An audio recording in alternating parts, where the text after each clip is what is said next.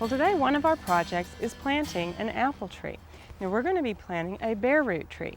And bare root trees need to be planted in the spring before they break dormancy. So we're at the tail end of our window here to be able to do this. Now this is different than trees that are either balled and burlapped or container grown, which can be planted in the spring now, or they can be planted in the fall.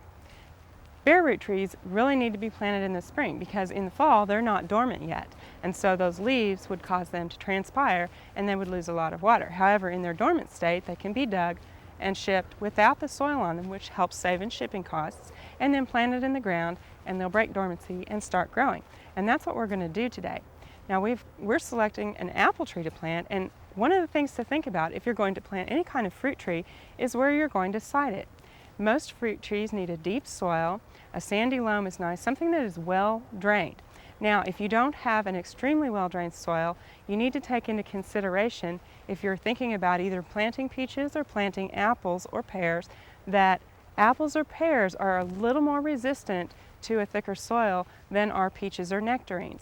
Now, this doesn't mean that apples and pears can be planted in a swampy or boggy area. However, if you're on the borderline there, your peaches and your nectarines really need to have that excellent drainage and light soil. Now, something else to think about when you're siting an apple or any kind of fruit tree is it needs to be in a full sun area. They need that full sun to be able to develop their leaves and also to get a good fruit set on them. So you're going to have at least 6 hours of sun a day, and more is even preferable.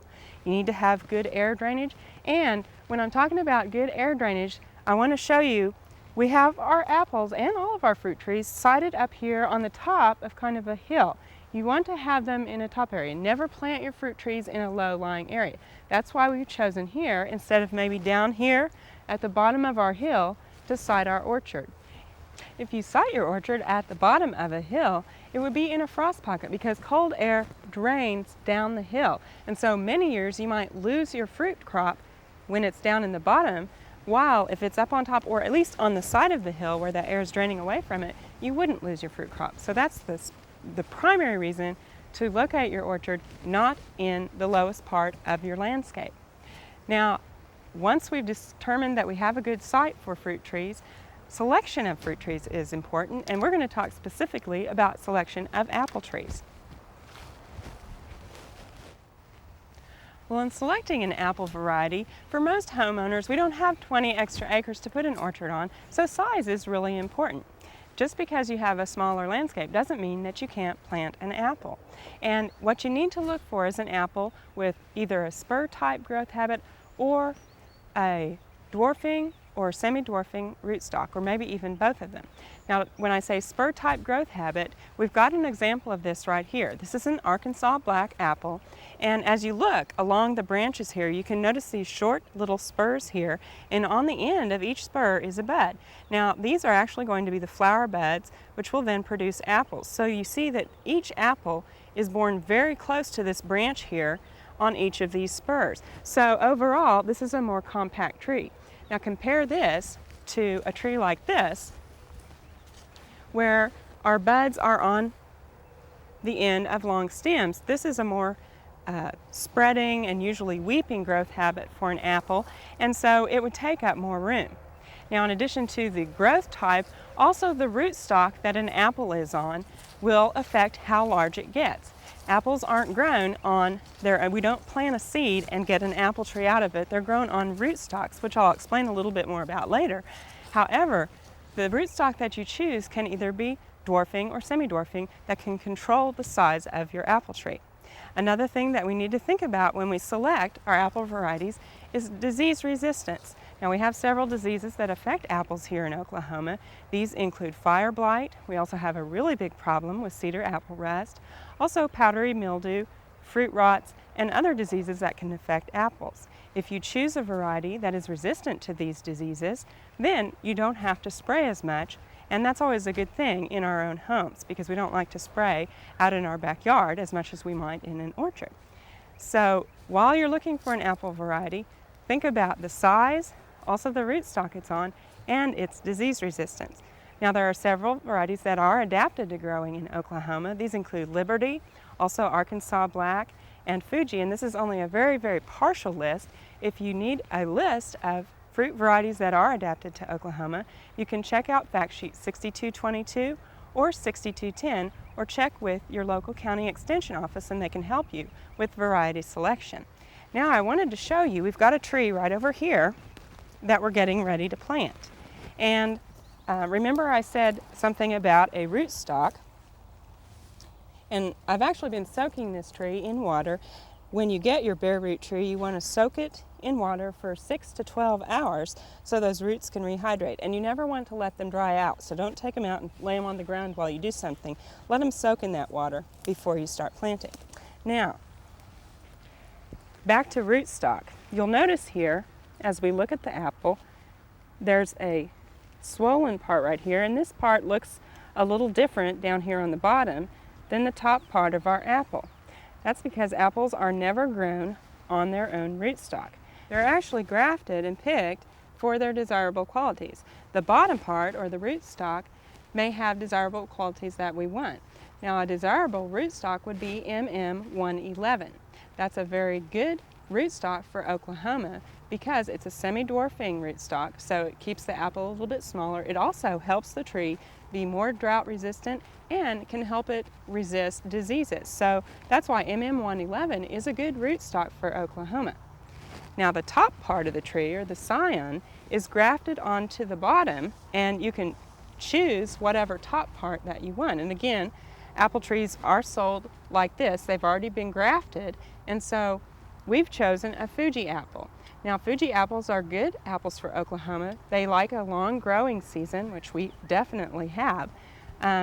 One problem with the Fuji is that it is not resistant to fire blight, so we're going to have to work with that problem. We'll have to do a spray program with that if we have problems with fire blight.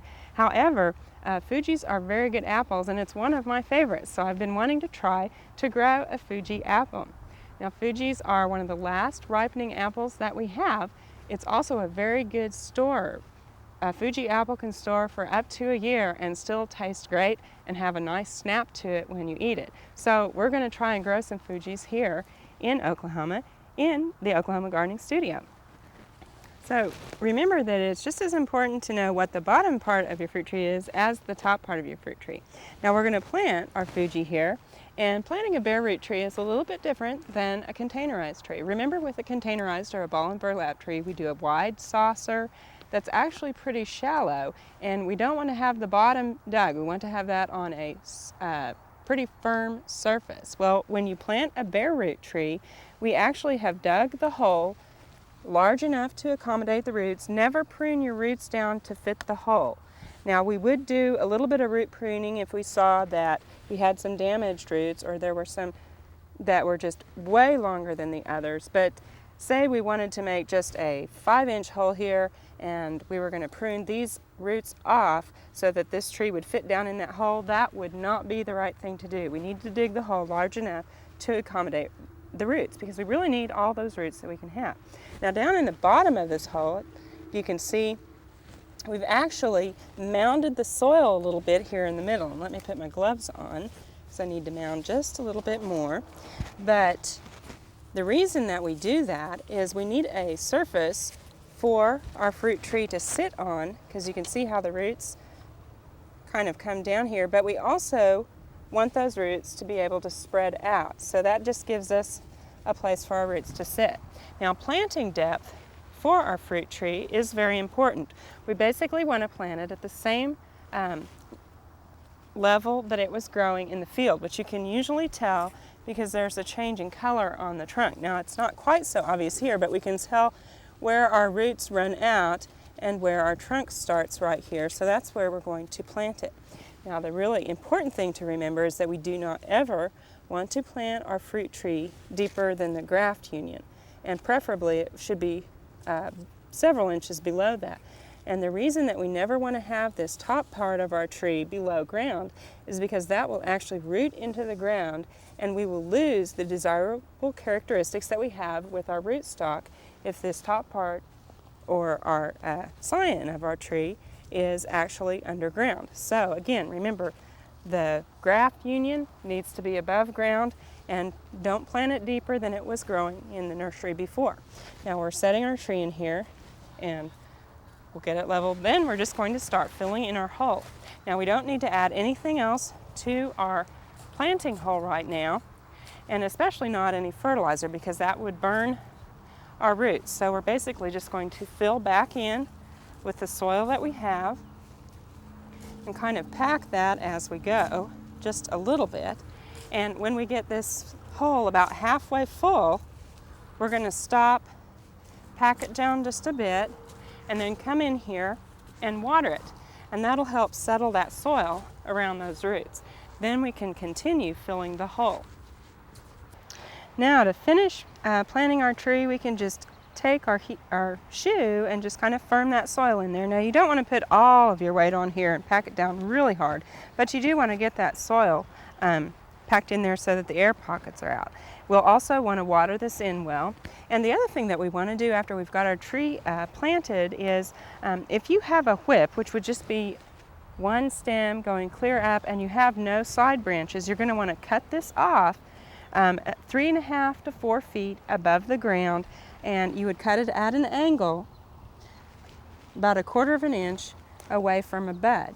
And that is going to help force out some branches down here, and then this bud would break and take over and grow straight. Now in this case we have what is called a feathered tree. It actually has some branches, and the branch structure on this looks pretty good.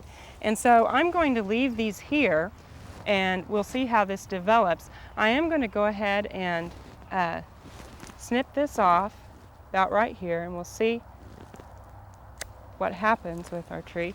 And this branch right here, it's not at a good angle. This angle, I don't know if you can see it here, but it is too narrow. And so I'm going to go ahead and take this branch off now. And we'll just cut it at the branch collar there. If I can get in there. It's a little difficult. And we're going to cut that off. But these are a good angle, and so we're going to let those grow this season, and our tree is pretty much ready to go. Now, we don't need to fertilize at this time. In fact, the first year, really what's important is to keep this tree watered and keep a weed-free mulch circle. After I water this, we're going to come back in here with a nice mulch. About 2 to 3 inches of good mulch here will help. And we want to watch the water and also keep this area weed-free so that our tree doesn't get competition from weeds. Next spring, as the tree starts to grow, we'll come in with some 10-10-10 and put 1 pound around the tree. And we want to make sure not to have that up close to the tree, but out from the tree so that we're in the drip line. So next spring is when we'll worry about fertilizing. But right now, water, weed-free, and mulch is what we need to pay attention to, and we'll see how our tree does through the season. We hope you've enjoyed this classic from the Oklahoma Gardening Vault. Remember, even though these tips and techniques are timeless, there's always something new to learn in the world of gardening. By subscribing to both Oklahoma Gardening and OK Gardening Classics, you'll have access to a wealth of gardening knowledge, both classic and contemporary.